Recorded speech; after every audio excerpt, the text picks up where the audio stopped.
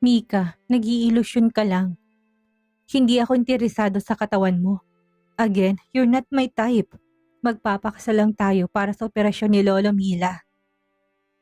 Then maghihiwalay kapag magaling ng matanda. I'll marry Pamela kapag ready na siya. Umasim ang mukha niya. Naniniwala ka talagang hindi siya ready.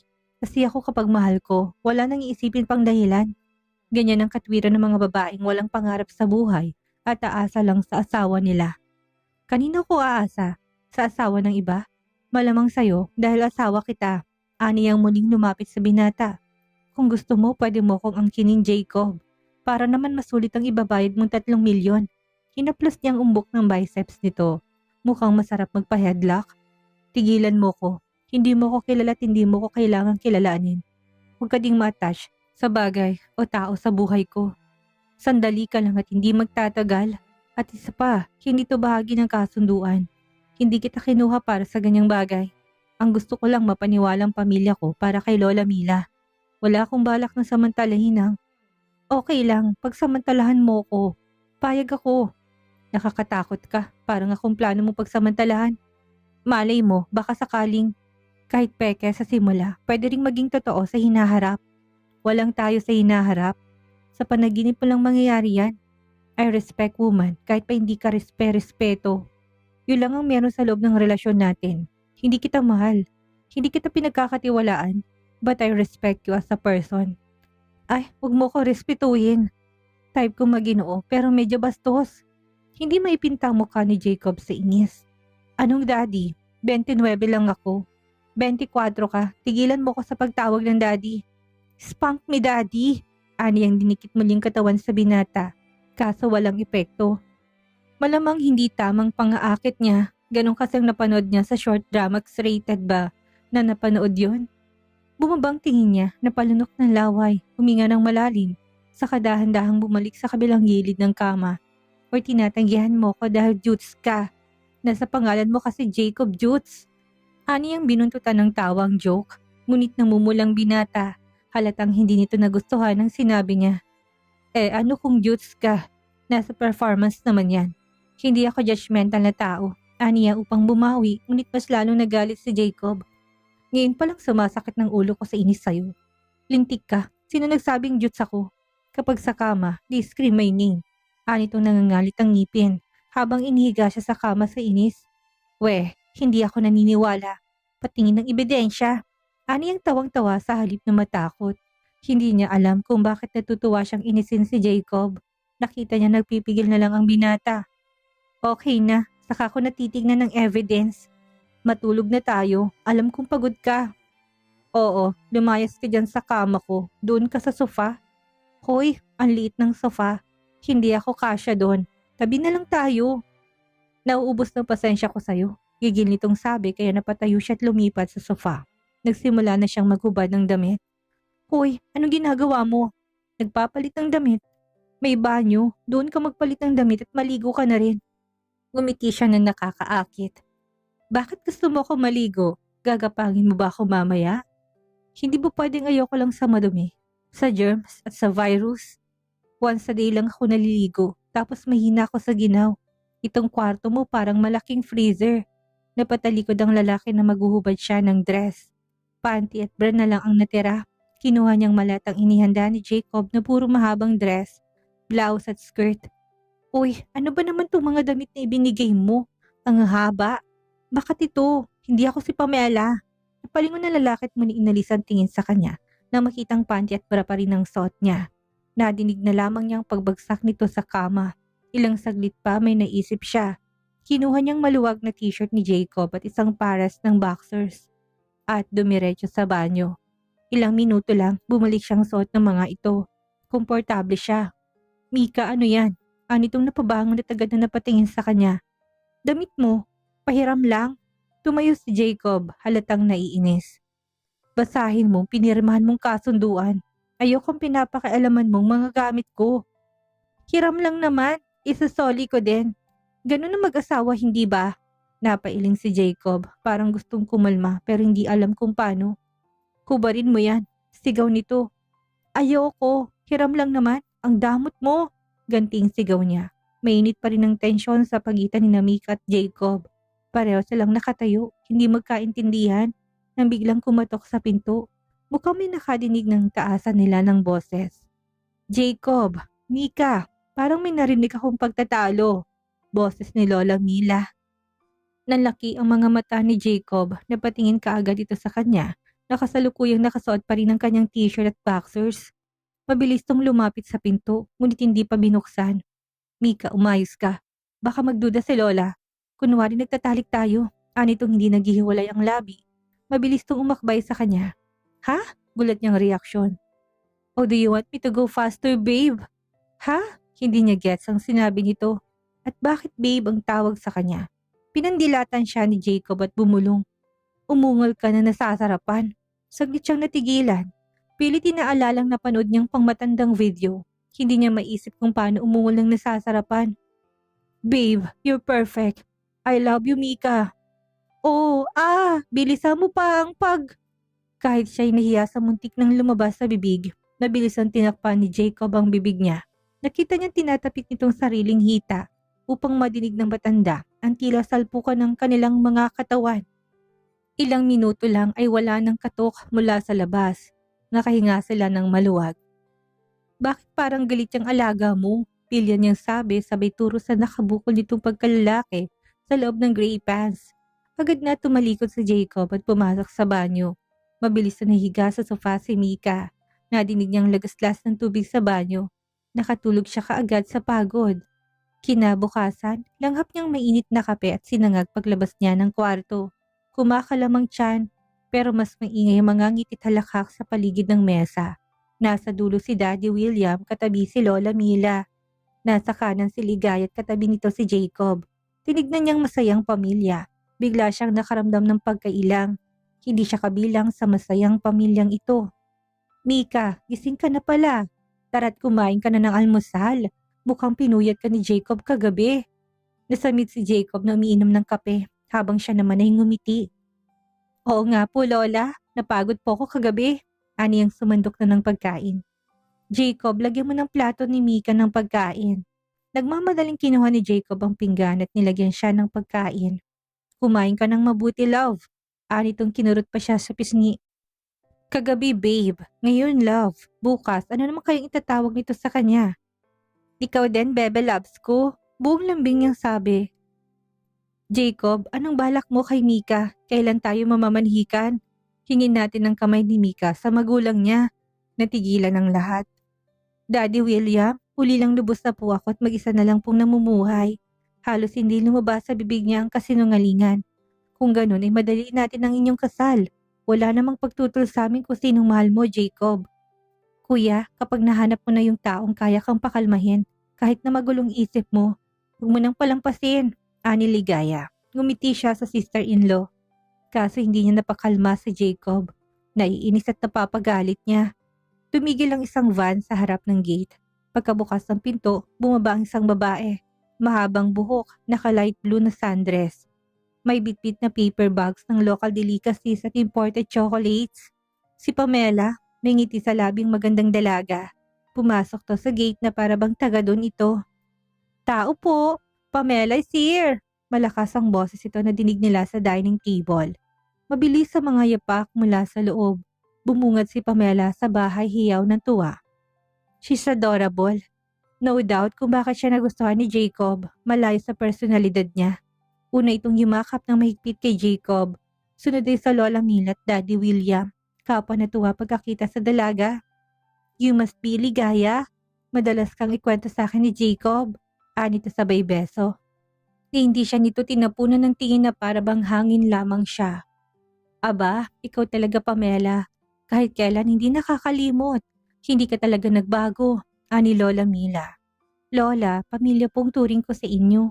Hindi rin po kayo nagbago, mas lalo pa kayong bumata. Bola nito. Hindi ka na sana nagabala, sabi ni Jacob.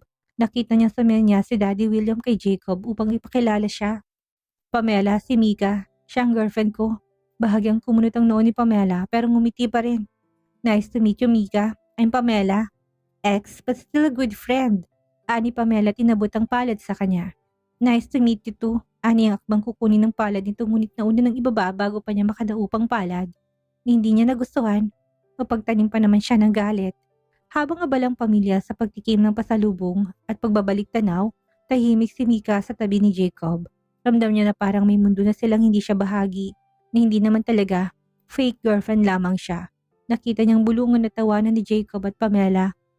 Tumaas ang kilay niya. Tinawag niya si Jacob. Bebe Labs, hindi ko ma-open tong strawberry jam. Ano yung umaarting nahihirapang buksan? Ngunit sa totoo lang ay kayang pumilipit ng kahit leeg ng kamay niya.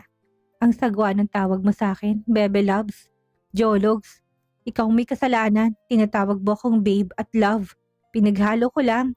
Parang linta ko makadikit ang ex mo. Kumunot ang noo ni Jacob. Nagsiselos ka ba? Wala kang karapatan. Alam mo si Pamelang mahal ko. O edi sabihin mo yan sa pamilya mo. Ipagsigawan mo hanggat malaman nilang peke ang relasyon natin.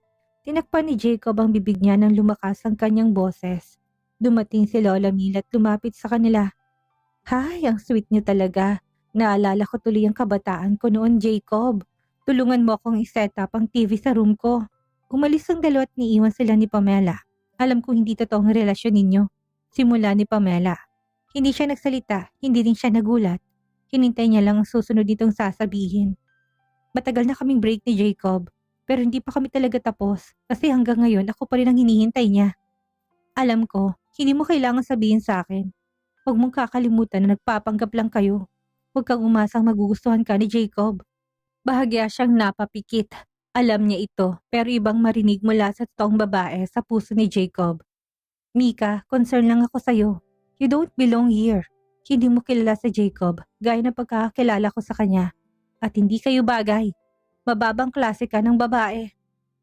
Nagsiselos ka ba sa isang mababang uri ng babae? Tumaas ang kilay nito, may bahagyang tumaas ang isang sulok ng labi. Why I have this feeling na agawin mo siya sa akin. Maging totoo ka, walang babaeng aayaw kay Jacob. Base sa mga tingin mo sa kanya, may gusto ka kay Jacob. Hindi kagad siya nakasagot. Bibigyan kita ng babala, Mika. Masasaktan ka lang. Jacob is mine. Magbabalikan na sana kami kung hindi ka umiksen at nagpakilalang girlfriend. Palibasa, nakakita ka ng matabang isda. Hoy, kung hindi mo siya iniwalayan, edi sana hindi niya kailangan kumuha ng babae magpapanggap niyang girlfriend. Break na kayo. Actually, walang kayo. Kahit kailan, hindi mo kayang palitan ng lugar ko sa puso niya. Anitong tinulak siya. Bilang basagolera, hindi siya papayag na maapi. Tinulak niya din ito. Saktong pagbagsak nito sa pagdating ni Jacob. Hey, ano ginagawa mo? Singal ni Jacob kay Mika at kagad dinaluhan si Pamela at inalalayang tumayo. Kuyom ang kamao niya. Gagang babae niyan, nanunulak tapos umaakting na biktima. Okay ka lang, mahal? Nagpanting ang tenga niya. Mahal, kuminga siya ng malalim.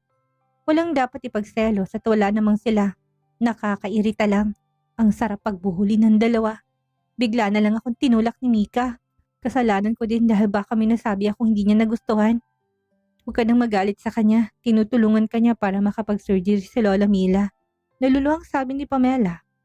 Abat, sinungaling kang bruha ka? Ako pang papalabasin mong masama. Shut up, baka madinig kayo ni Lola Mila. Mariing sabi ni Jacob at pinalakihan siya ng mga mata. Jacob, you know me. Hindi ko hilig ang makipag-away, higit sa lahat, hindi ako sinungaling. Kumigping sabi ni Pamela. Kaya nilayo to ni Jacob at dinala sa likod ng garden. Inawat niya sariling sumunod. Pinapaalala sa sarili na hindi siya dapat manghimasok sa buhay ni Jacob. Isa lamang siyang panauhin at hindi magtatagal. Kung hindi niya lang kailangan ng security ng nanay at ng kapatid niya, ay hindi siya papayag sa kasunduang ito. Naabala tuloy ang dapat niyang gawin. Sa bagay ay naghihintay pa naman siya ng resulta ng training at initiation niya. Kapag nakapasa siya at napasok na sa loob ng kapatiran mob, may chance na makikilala niya ng kanyang ama. Naputol ang pag-iisip niya nang hilahin siya ni Jacob papasok sa loob ng kwarto. Anong ginawa mo kay Pamela? Huminga siya ng malalim bago pa mabwisit. Wala akong ginawa sa OA mong ex. Anong wala? Magde-deny ka pa. Nakita ng dalawang mata ko nang tinulak mo siya. Yun ang naabutan mo. Paano hindi mo nakitang nauna siyang manulak? Best actress ang jowa mo. Ayusin mong trato sa mga taong malapit sa akin. Huwag kang bastos at kalimutan mo munang asal kalye mong ugali. Pulis ka pa naman din, mabilis kang maniwala sa sabi-sabi. May CCTV sa buong mansyon. I-check mo kung sinong naunang nanulak. Hindi na kailangan. Ayoko na lang na maulit pa. At kilala ko si Pamela. Kung tinulak ka man niya, tsak na ikaw ang nag-provoke. Tumaas ang kilay niya at nalaki ang butas ng ilong. Paniwalaan mo. Paano gusto mong paniwalaan? Bahala ka sa buhay mo. Ani ang akmang lalabas na. Ngunit pinigil ni Jacob ang braso niya. Kung umarte ka, parang tunay kitang girlfriend. Huwag mong kakalimutan kung saan ka dapat lumugar. Binawi niyang braso tumango na lamang. Sa linggo ang kasal natin, kailangan magmadali para makapagpa-opera na si Lola Mila. Ayaw niya magpagamot hanggat hindi tayo kasal. Civil wedding lang ang magaganap. Simpleng kasal lang at saka hindi na grand wedding na alam natin parehas na hindi naman mangyayari. Okay, walang problema. Huwag mo iparehistro ang kasal natin para madaling maghiwalay. Alam mo naman na walang diborsyo dito. Baka mahirapan tayong legal na maghiwalay. You don't know my family. Titiyakin nilang tunay ang kasal at ayoko makabutas at magalit sa akin ang lola ko. Pati paghihiwalay natin ay magiging parte sila. Isa pa, kailangan ng marriage certificate para sa manang makukuha ko sa sandaling magpakasal ako. Wow ha, 2 birds in 1 stone ka pala. Beka naman may pa-bonus ka. Ayusin mo pagpapanggap mo dahil kapag may nakahalata or nakaalam, lagot ka sa akin. Sino bang unang nagsabi sa iba na nagpapanggap lang tayo? Hindi ba't ikaw sa ex mo? Dahil ayaw mo siyang masaktan. Baka kumatayan mapahamak ang mga plano mo. Kinausap ko na siya. Naghihintay kaming dalawa. 1 taon na lang itapos na siya sa pagiging doktor at by that time, magaling na si Lola Mila. Oh, what a beautiful love story. Sana all, sarkastiko niyang sabi. For the meantime, magtitiis na muna ako makisama sa'yo. At akala mo ba, gusto ko makisama sa'yo? For your information, Mr. Cabral, abala ka din sa buhay ko. Kukumbinsihin natin si Lola Mila na civil wedding na muna at tayo-tayo lang, walang bisita. Hanggat maaari, ayoko may makaalam na mag-asawa tayo. Feeling mo namang papamalit akong asawa kita. Sinasabi ko lang, ayokong ipopost mong mukha ko sa Facebook. Tapos itatag mo pa ako. Para mo na sinabing kinakahiya mo ko. I'm just protecting Pamela's feelings. Madami siyang kakilala. Nalaki ang butas ng ilong niya. Huwag kang mag-alala, hindi kita ipopost. Hindi ka naman ganun kagwapo. Lumabas siya ng kwarto nang tumunog ang kanyang cellphone, number ni Ryder. Ang recruiter niya sa kapatiran mob. Biglang kabog ng kanyang dibdib. Hello Ryder, napatawag ka. Namiss lang kita, anitong binuntutan ng tawa. Seryoso ako, anong balita? Congrats, nakapasa ka na sa unang bahagi sa training. Ha, talaga? Ang saya ko sa good news mo. Ani ang muntik nang tumalon sa tuwa. Pero ano, sabihin mo na please, ani ang kabado. Pero kailangang magawa mo isang task bago ka tuluyang maging opisyal na miyembro ng kapatiran mob.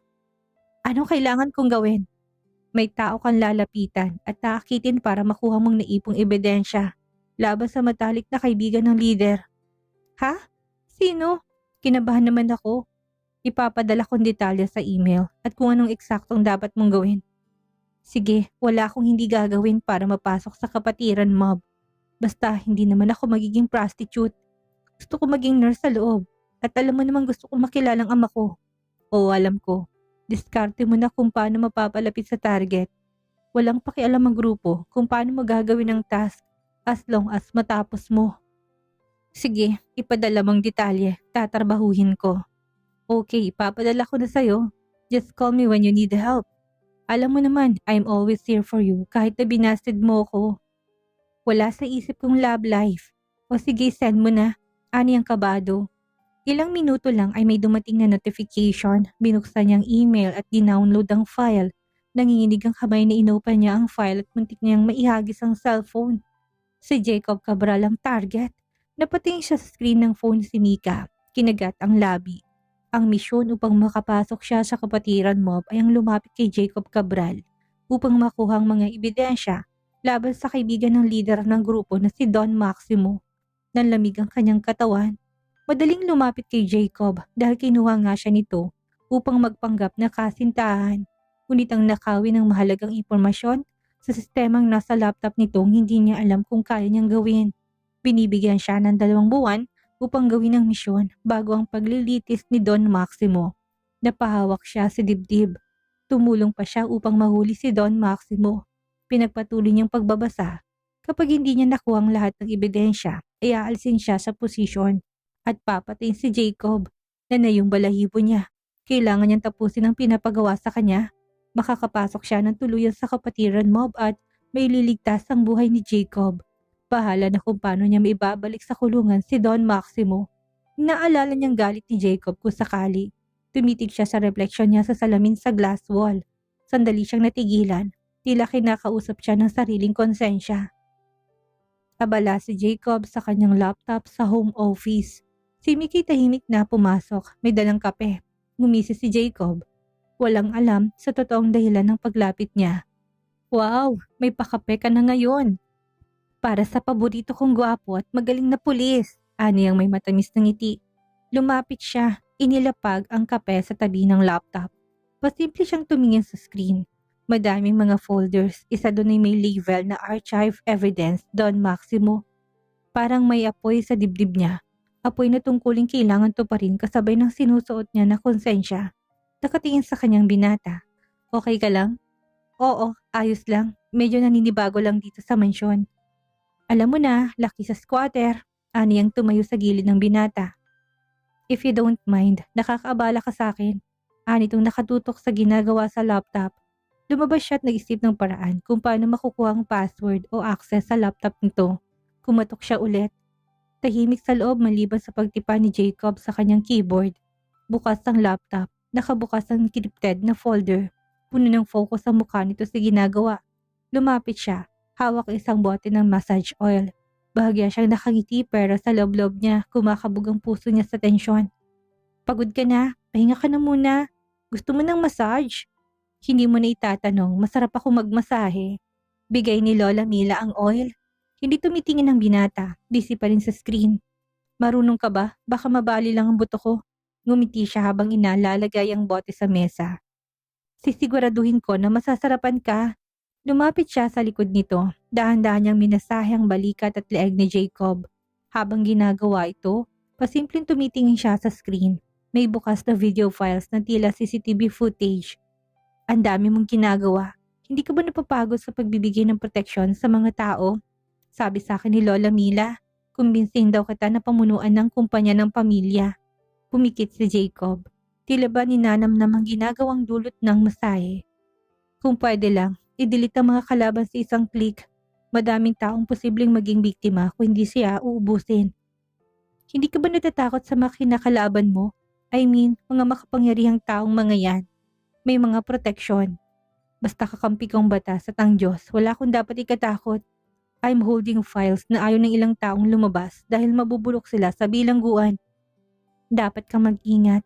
Kung mag-assign ka ng bodyguards, baka mamaya hindi mo alam na may tao na palang may masamang balak. Alam ko, kaya maingat ako kung sinong pinapapasok ko sa buhay ko at kaya kong protektahan ang sarili ko. Ilang segundo pa, bumalik ang mga mata ni Jacob sa laptop. Patuloy ang pagmasahe niya sa balikat ng binata. Ikaw, wala ka bang planong tumiwalag sa grupo mo? Nasa training pa lang ako, wala naman akong gagawing illegal. Magiging nurse ako ng kapatiran mob. Alam mo bang papasukin mo? They will ask you to commit crimes para sa kabutihan ng ibang miyembro. Hindi siya nakakibo. Mika, nakita kong galing mo sa martial arts at paghawak ng baril. Bakit hindi ka nalang magpulis? Kumampi ka sa kabutihan, hindi siya kumibot pinagpatuloy ang masahe sa balikad ni Jacob. Araw ng kasal sa garden ng Cabral Mansion. Payapang paligid at banayad ng hangin na pumapalo sa mga puting kortina. May simpleng altar sa gitna.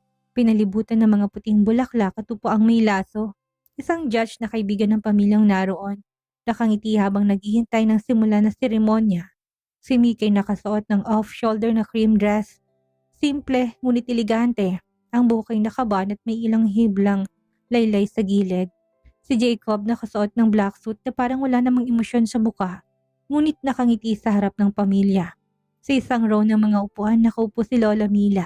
Masayang masaya ito. May hawak pang bouquet na siyang mismong pumili para kay Mila. Aba, ang gwapo ng apo ko. Parang artista. At Mika, napakaganda mo. Bagay na bagay kayo. Ani Lola Mila at binigay ang bulaklak sa kanya. Kami ay umaasa sa masaya tahimik ninyong pagsasama. Sabi ni Daddy William na niyakap silang dalawa. Sa hindi kalayuan na doon si Ligaya at ang asawa niyang si Carlo. Masiglang kinukuhanan ng video mga sandali at naroon din si Pamela nakatayo sa likod. Suot ang light blue na dress. Tahimik lamang ito, may dala pang regalo na lumapit sa kanila. Congratulations, anang babae kay Jacob nang nakatingin. Yumakap na sa binata na tila ba ayaw ng pakawalan. Hinila niya si Jacob dahil magsisimula ng seremonyas. Kita niyang inip sa mukha ng katabi. Jacob Cabral, tinatanggap mo ba si Micaela bilang iyong kabiyak sa mata ng batas? Sa hirap at ginhawa?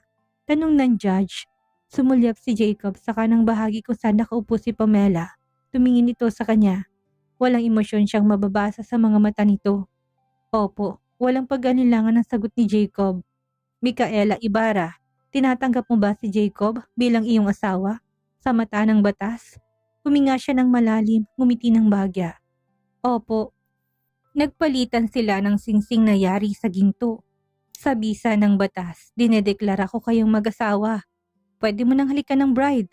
Anunsyo na nagkasal, bahagyang nagkatinginan sina Mika at Jacob.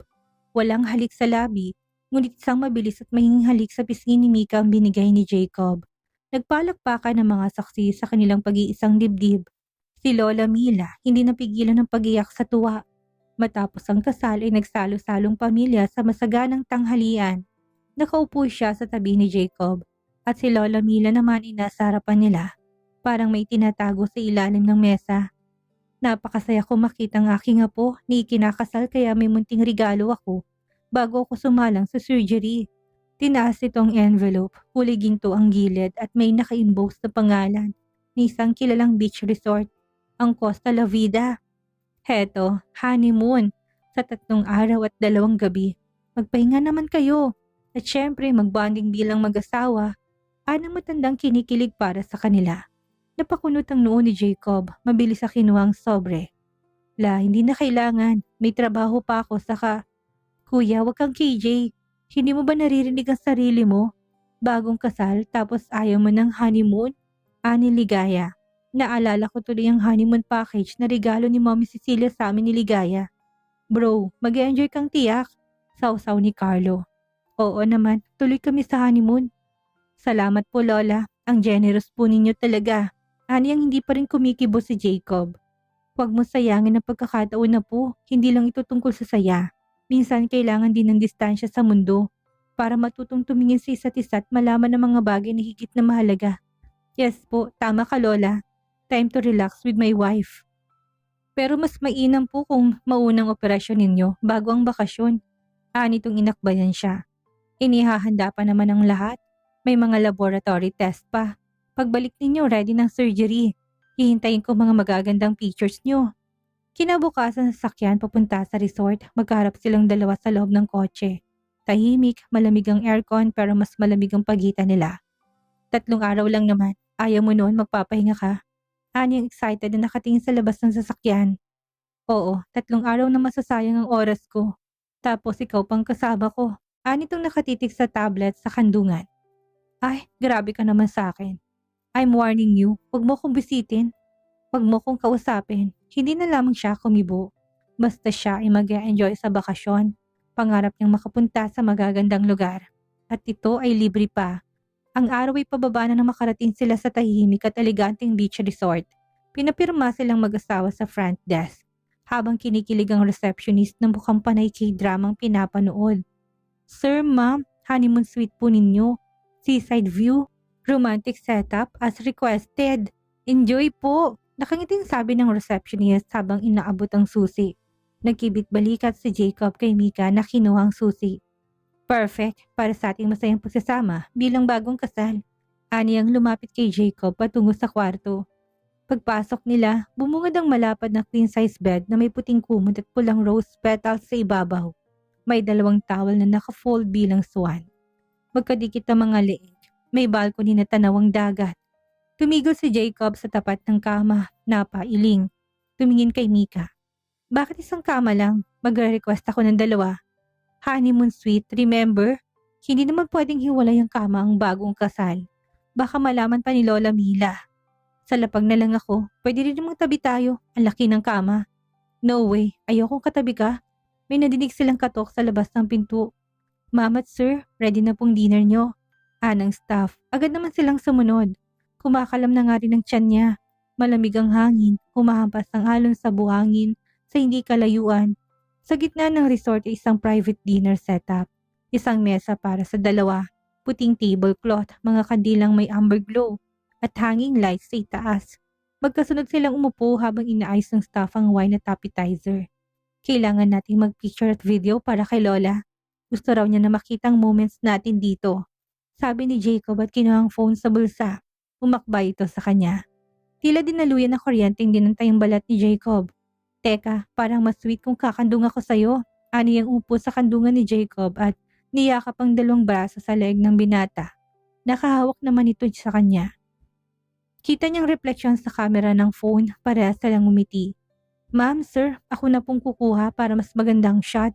Ng staff at lumapit sa kanila. Ibang anggulo naman po. Dito sa buhangin. Ipasan po ninyo si Mrs. Instruction ng staff at sumunod naman sila. Sir, paharap naman. Buhatin niyo si Mrs. na parang nililipad sa hangin. Sumunod naman silang dalawa.